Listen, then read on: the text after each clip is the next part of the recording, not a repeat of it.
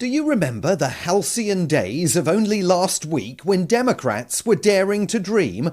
After sweeping victories in off-year elections, we all wondered if they had finally relocated the vertebrae they need to vanquish President Trump and his Make America Great Again movement. Well, this week, very much on brand, the Democrats plucked defeat from the jaws of victory.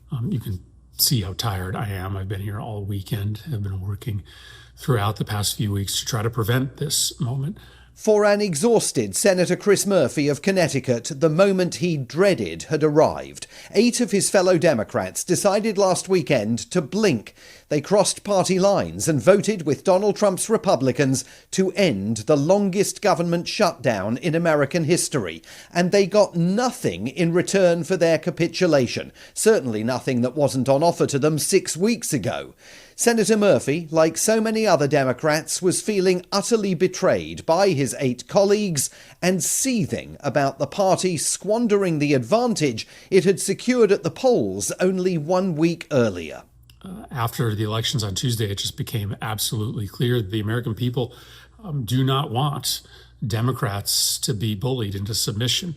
They want Democrats to fight for their health care. They want Democrats to fight Trump's illegality. Bullies gain power when righteous people yield in the face of their wrongdoing. I didn't want this shutdown. I want it to end, but not at any cost. There's no way to defend this. And you are right to be angry about it. I'm angry about it. On this vote, the ayes are 60, the nays are 40. The bill as amended is passed. That vote came at the end of a weekend in which thousands of flights were cancelled all over the country because the unpaid air traffic controllers weren't showing up for work in sufficient numbers, and after President Trump unashamedly used the threat of hunger as a political weapon, denying America's poorest citizens access to full nutrition assistance payments and the food stamps that more than 40 million Americans rely on to put food upon the table. I'm actually joining you today from right outside a community food kitchen. We are only about 3.5 miles north of the White House. Last Sunday afternoon on Vanessa Feltz's programme here on LBC, we reported live from one Washington food bank where the numbers of people looking for assistance was growing and the pressure for an end to the shutdown was mounting. We're seeing people arriving with shopping carts. There are African Americans here. There are Asian Americans here. There are white Americans here. Many of the people now using these food banks are furloughed federal government workers, civil servants who are temporarily laid off and have no idea when their next paycheck is going to be coming. By that night, those 8 Democrats in the Senate had caved. Angus King of Maine led them. Many feel that this was an opportunity to stand up to Donald Trump, to vote no, and to fight back. The irony, the paradox is, by shutting the government, we're actually giving Donald Trump more power. And that was why I voted yes. I did not want to hand Donald Trump and Russell Vought and Stephen Miller additional power to decimate the federal government, to decimate the programs that are so important to so many people. Left-wing progressives are furious. They're accusing the rebels of caving into Trump and feeding his narrative that this was, in fact, a Democratic Party government shutdown. The party's leaders in the House and Senate are facing calls to resign.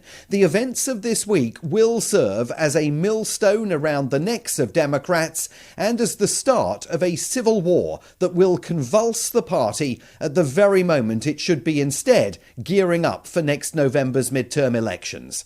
Now, speaking as we are this week of halcyon days, do you remember President Trump's state visit to Britain? No, not the first one, the second one, just back in September. But this is truly one of the highest honors of my life. Such respect for you and such respect for your country. That's the one. Donald Trump, not even 2 months ago, delivering a beautiful tribute to Britain and all it stands for as the King hosted him for dinner at Windsor. 1/5 of all of humanity speaks, writes, thinks, and prays in the language born on these isles and perfected in the pages of Shakespeare and Dickens and Tolkien, Lewis, Orwell, and Kipling. incredible people, unbelievable people like we have rarely seen before.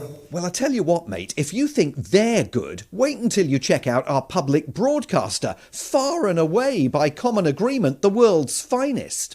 Are you going ahead and suing the BBC? Well, I guess I have to. Why not? Because they defrauded the public. Now, you might be tempted to wonder how we got here. And yes, I know, the BBC mucked up the edit of Trump's January the 6th, 2021 speech, in which he clearly incited his mob to riot on Capitol Hill, just not in precisely the way they presented it on that edition of Panorama. But as we suggested back in September, this is what happens when you shoot your bolt too early in the bilateral relationship between a British Prime Minister and the most quixotic and unpredictable president in American history.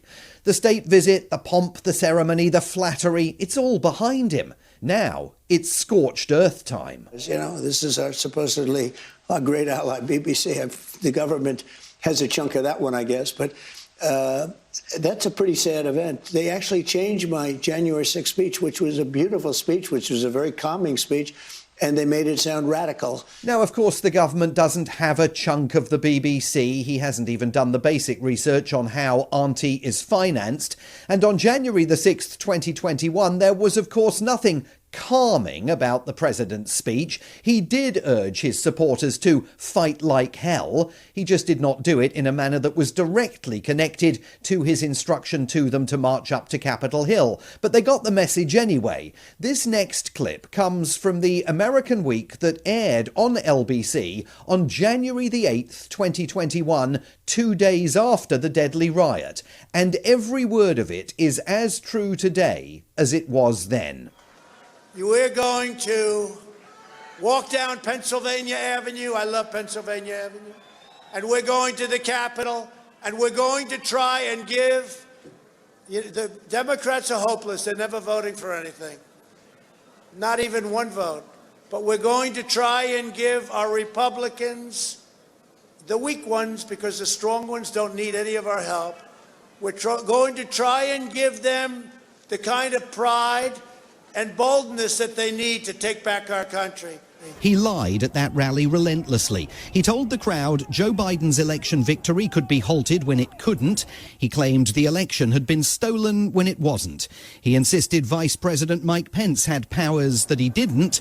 He promised even to walk with the crowd to Capitol Hill when he knew that he wouldn't. So let's be completely clear about what is going on in Washington today, November the 14th, 2025. The White House is waging a war on the BBC as a broader proxy to create upheaval in the UK, undermine Sir Keir Starmer's government, and help Nigel Farage win the keys to number 10. How do we know? Well, let's look at the role GB News played this week, the channel on which Mr. Farage hosts a nightly programme. Their Washington-based presenter was welcomed to the White House briefing room and to the most prominent seat in the House by the President's press secretary. And in our new media seat, we have Bev Turner, who works for a new outlet, a UK outlet, but based here in Washington, D.C., GB News. Bev, thank you for being here today. Why don't you kick us off? Thank you, Caroline. So the clock is ticking on the Friday deadline by which the BBC must retract and apologise for their malicious edit of the President in the documentary shown last year. Is the President prepared to bankrupt the BBC in his pursuit of truth and justice? Well, thank you, Bev. The President has made it very clear that this is a leftist propaganda machine that is unfortunately subsidized by British taxpayers, and he thinks that's extremely unfortunate for the great people of the United Kingdom and Great Britain. And I think that the President was deeply concerned by the editing, the purposeful and dishonest editing of his speech that was so clearly fake news. Where do these people get off? Well, apparently only after the payment of $1 billion by the BBC to President Trump. He is, as you know, threatening to sue the corporation in Florida, where his previous efforts to go after media companies have not always fared so well. He sued the New York Times there for $15 billion, even more than the BBC, claiming that the newspaper had defamed him by daring to suggest that he was not as successful in the world of business as he claims. Judge Stephen Merriday, a Republican appointee, dismissed the lawsuit, describing the complaint as tedious and burdensome, and reminding the president that the courts are not a public forum for vituperation and invective. So let's see how that case against Panorama goes. Now, next week, there will be even more reason for the president to seek more distraction from the smouldering depth charge beneath his presidency, the Jeffrey Epstein scandal. The House of Representatives is likely to vote to require the release of all documents in the government's possession that relate to the now deceased sex trafficking financier. In a week in which we learnt the president may have had a deeper level of knowledge about and involvement in Epstein's activities, the White House continues working overtime to try, for whatever reason, to stop that full disclosure from happening. Let's end this week on a slightly less serious note. Everybody, this is the last one. At the United States Mint in Philadelphia, the country's treasurer, Brandon Beach, was on hand to mint the last ever 1-cent coin on Wednesday. There will be no more copper pennies that ever roll off the production lines after President Trump discovered they were costing nearly 4 cents to produce. 3, 2, 1.